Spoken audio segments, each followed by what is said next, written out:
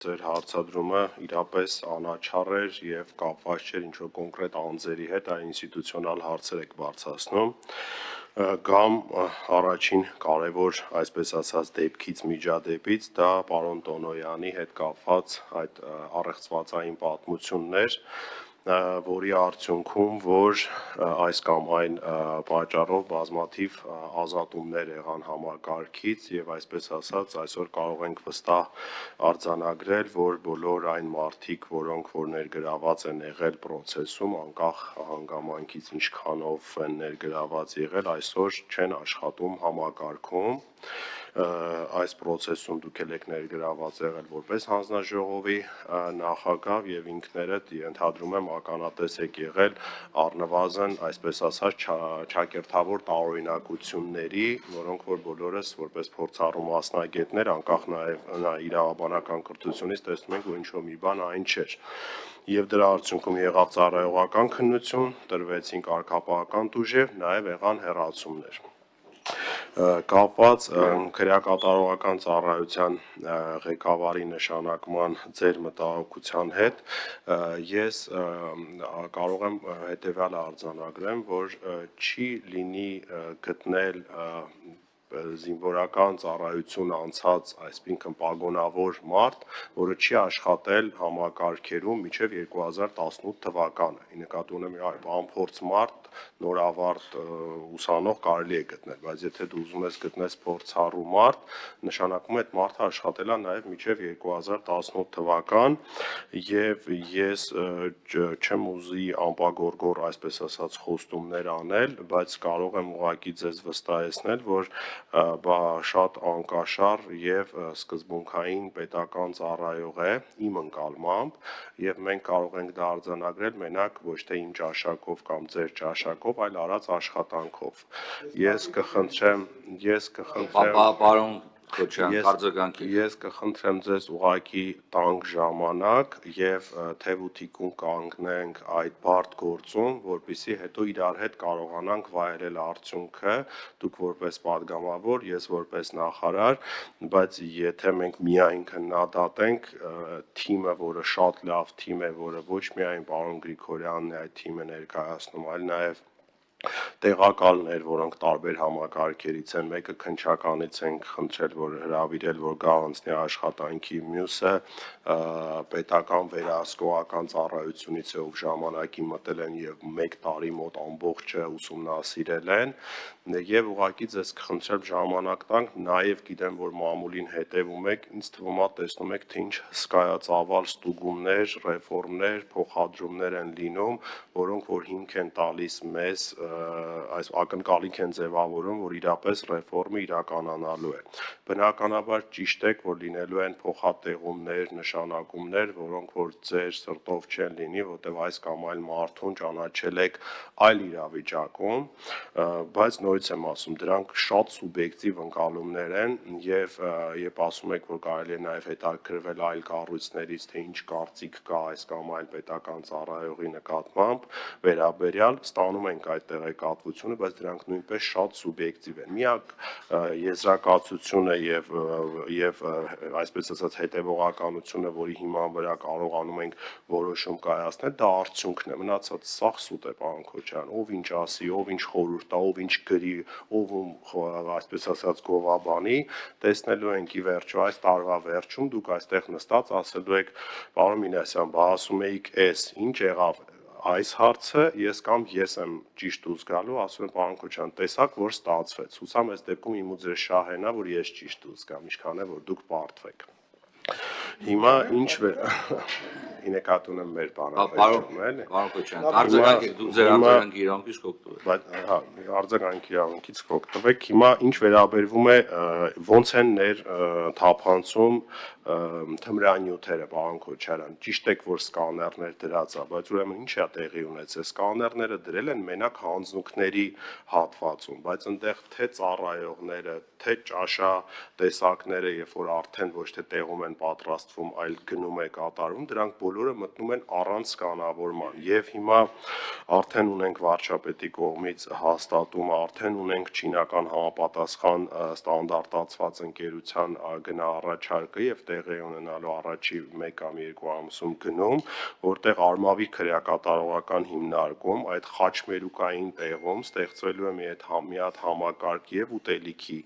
եւ հանձնուքի եւ ծառայողի, որ այլևս գոնե Արմավիր քրեակատարողական հիմնարկ չի կարողանալու մտնել որևէ մարդ իր սնունդ առանց այդ սկանավորման։ Այսօր այդ համակարգը չունենք, դրա համար իդենտիֆիկացնելը թե դա վատ, ոչ պարկեշտ եւ կոռումպացված ծառայողի պատճառով է մտել, թե ուտելիքի մեջ է մտել, թե հանձնուքի մեջ է մտել, թե այլ եղանակով էլ դրոնով են այսօր կարողանում մտցնել, իդենտիֆիկացիան դժվար է, դրա համար թվայնացումով ենք հարցը լուծելու եւ նաեւ օպերատիվ համակարգերի բարեփոխման անդառնամ քրեակատարողական հիմնարկներում, ուրեմն նախկինում ինչպես տեղյակ եք, ամեն ՔԿՀ ուներ իր օպերատիվ ստորաբաժանումը եւ ինչ էր տեղի ունենում, բանտապետը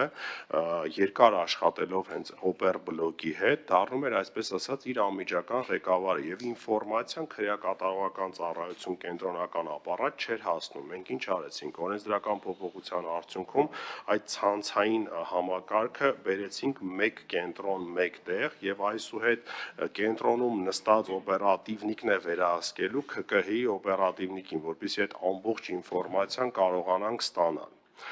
Եվ նաև ուղղակի ձեզ վստահեցնում եմ, որ թիմը, որ թե արդարադատության նախարարությունում է ձևավորված, թե քրեակատարողական ծառայությունում չունի որևէ այլ շահ, քան հասնել մեր ու ձեր երազանքին, որը ցավոք սրտի դեռ հեռու ենք, որը ցավոք սրտի չենք կարողացել ստանանք, երբ որ այնտեղ աշխատում են մարդիկ, ովքեր որ թեմայից տեղյակ չեն։ Շնորհակալություն։ Շնորհակալություն, արձագանքում եք, պարոն Քոչարյան։ Փոքր արձագանք ասեմ, այստեղ հաղթել պարտվելու խնդիր ես չեմ դրել, պարոն Մինասյան։ Ես ուզում եմ, որ դուք հաջողեք։ Հաջողելու համար դուք պետք է ներդաշնակված աշխատեք բոլոր կառույցների հետ, որտեղ դուք էլ եք անփորձ այդ համակարգի նկատմամբ։ Ես ավելի փորձառու եմ, քան դուք, որտեղ ես ղեկավարել եմ ժամանակին այդ կառույցի ամբողջական կառույցը, դուք հիմա բարեփոխումներ պետք է անեք, բայց անելու համար պետք է ունենաք որակյալ թիմ։ Թիմի ընտրության հարցում կարող եք ունենալ նաև մեր աջակցությունը եւ բոլորի աջակցությունը պետք է ունեք։ Նույնիսկ այնտեղ մեկուսանում նստածների աջակցությունը պետք է ունեք, որտեղ ամենամեծ ինֆորմացիա այնտեղից պետք է ստանաք, թե ով ոնց է իրան դրսևորում եւ նրանց կյանք այնտեղ ոնց է դասավորված եւ այդ կյանքի վրա ծառայողները մեր քրեակատարողական հիմնարկի ինչպիսի ազդեցություն ունեն։ Այդ ազդեցությունը նաև նյութական բնույթ ունի։ Գաղտնիք չի բոլորի համար, որ եւ ներսում եւ դրսում հսկայական միջոցներ են պատտվում այդտեղ։ Ճիշտ է, այդ միջոցները պետք է նայել ոնց է որ պատտվում են թմրամիջոցների շրջանառության միջոցով, հեռախոսների, մյուսի, բայց դրանք հաջորդիվ կլինեն, որովհետեւ եթե մենք նպատակի հստակ ձևակերպումը չտանք, մենք տեղ չենք հասնի։ Պարոն Վարդանյանը ասաց, որ 1 ամիս հետո կհանդիպենք, դուք ասացիք 1 տարի հետո չէ, 1 տարվա ընթացքում մենք պետք է ամեն ամիս արձանագրենք ինչ-որ մի հաջողություն։ Որտեղ այն ինչ-որ այսօր է պետք անել։ Կներեք, մենք այս ամսվա վերջ ենք սպասում առնվազն Բիլուրի։ Խնդրում եմ թողեք ես ավարտեմ։ Եվ գնում եմ ռազմաարդյունաբերության ոլորտ։ Ուզում ասեմ, որ նաև մեր ռազմաարդյունաբերությունն էլ անելիք կունենա տեխնիկական սարքերի պատրաստման եւ դրանք կիրառման առումով հսկայական, նաև մենք այդտեղ էլ ունենք ձեռբերումներ բանակի համար, բայց կարող գա նաև ձեր մոտ։ Սկսած խլացնելուց, որտեղ հեռախոսը եթե կա խլացնենք, ում հետ խոսեն։ Դե գնաց ստիպած լարային ուրեմն կապի միջոցով իրենց բարեկամների հետ խոսեն։ Հեռախոսը ոչ միայն կապի միջոց է, ազդեցության միջոց է նաև։ Այդ իերարխիկ բաները ոնց որ ասենք թե մեքենայի գոլդ համարները, ինչ են ձգտում գոլդ համարի, որ տարբերվեն մյուսներից։ Հիմա բարձվեց զրոները ամենագրավիչն է։ Զրոները առաջ ուրիշ խորհուրդ ունեն, հիմա ամենագրավիչն է։ Իրաշաշակի հարցը։ Պարոն Մեսյան, ես կարծում եմ իմ խոսքն էլ ես հարցի տեսք որ ասեցի, ես որպես մեր կառավարություն, մեր իշխանության կառավարություն եւ կարեւոր, հա, նախարարությունից մեկի ղեկավարը ես միշտ կուզեմ, որ դուք հաջողեք որպես քաղաքականություն իրացնող մարմնի ղեկավար։ Այդ քաղաքականությունը պետք է միտված լինի այն հաջողություններին, որը ոլորտային է։ Եվ դրա համար ես նորից իմ պատրաստ, ոչ միայն իմ, մեր բոլորս պատրաստական ենք։ Կարծում եմ նույնիսկ ընդդիմությունը պատրաստական է լինելու այս հարցերը, որտեղ Աստված չանի, որս էլ մի օր կարող է այդ բանով ասեն քաղաքականով, ոնց գնում են չէ։ Ինչքան քաղբանտարկյալ ունեցանք։ Մեր մարտի 1-ի քաղբանտարկյալների այդ քանակը որ կար,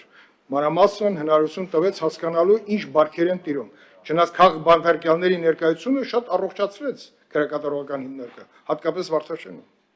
Այնպեսի դեմքեր էին նստած, որ այսօր կարելի է հպարտանալ։ Իմ ընկերները, ձեր ընկերները։ Այդպես է։ Եվ այդ համակարգը հենց Գանդին հստակ ձևակերպել է, ոնց կարա երկիրը առողջանա նաև այս համակարգերի միջոցով։ Գրանք այդ ճանապարհով իմ ասածը դա է, բայց գնալուց առաջ հստակ իմանանք ում ենք վստահում եւ ինչի համար։ Եթե այդպեսի թույն տաստված հաջողեն, բան չասեցի, դրա համար մենք որ կանչել ենք աշխատանքային, մենք չենք կանչել, ասեն գիտես ինչ, այս այնչի տեղյակ չես։ Ինչու արմավիրում sense բան կա, կամ Սևանից եկավ, այս կադրը գնաց այնտեղ, այնի գնաց այնտեղ, քաղաքապետարանի սրա աղբեր եկավ, մրցումների մասնակցեց, մենք այդ չենք բացում այդ բաները։ Այդ կարծում եմ դուք առիթ կունենաք ծառայական քննությունների տեսքով այդ բոլոր հարցերի պատասխանը տակ։ Ես ուզում եմ պարոն Վարդանյան ասեմ, որ դա կարևորագույն օղակներից մեկն է մեր երկրում եւ դրա առողջացում օր առաջ բոլորիս նպատակը պետք է լինի։ Շնորհակալություն։ Խնդրեմ պարոն Մեսյան։ Շնորհակալություն պարոն Քոչարյան եւ շնորհակալություն, որ այս բարդ գործում մեզ հետ եք, ձեր մեծ փորձով եւ նաեւ ուղղակի այստեղ միակ խնդրանքս լինելու է, որ նաեւ վստահեք այսպես ասած նշանակումների մասով, թեկուզ եթե մի քիչ ձեզ չհամաձայնվենք, մերժենք եւ այստեղ շատ կարեւոր է, որ երբ որ դու ինչ որ մի գործում դնում ես քո թիրախը, քո նպատակը, հնարավորություն տաս հենց նույն քրեակատարողական ծառայությանը իր թիմին ձևավորի